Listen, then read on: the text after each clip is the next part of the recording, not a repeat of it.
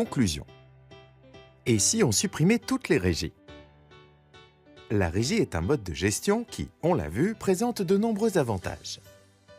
Elle permet notamment de faciliter l'accès des usagers aux services publics locaux, d'abonder rapidement la trésorerie de la collectivité avec l'encaissement des recettes dès qu'un service a été rendu, ou de payer immédiatement des dépenses simples et répétitives dès la constatation du service fait. Avec actuellement plus de 85 000 régies en fonctionnement pour les seules communes, près de 10 000 dans les groupements intercommunaux et des milliers d'autres dans les hôpitaux et les établissements sociaux et médico-sociaux, la question de leur suppression éventuelle peut paraître saugrenue. Pourtant, le système n'est pas sans danger et la découverte de temps à autre d'un détournement de fonds d'ampleur qui retient l'attention des médias nationaux fait s'interroger alors ordonnateurs et comptables sur la sécurité des procédures mises en œuvre et sur l'efficacité des mécanismes de contrôle existants dans les régies.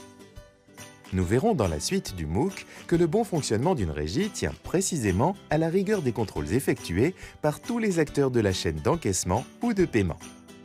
D'abord, l'autocontrôle du régisseur sur ses propres opérations, puis le contrôle qu'il exerce sur les opérations menées par les mandataires qui le secondent, et enfin, les contrôles globaux régulièrement opérés par l'ordonnateur et le comptable sur l'activité de la régie.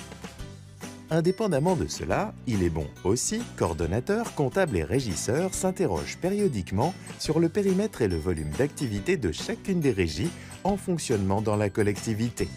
Toutes ont-elles à l'instant T une activité suffisante pour justifier leur existence? Si le comptable constate que certaines régies sont devenues inactives, il demande généralement à l'ordonnateur de procéder à leur clôture. Par ailleurs, certaines régies pourraient-elles être regroupées? L'objectif, dans ce cas, n'est pas de supprimer arbitrairement pour réduire mathématiquement le nombre des régies, mais de viser l'optimisation de leur fonctionnement.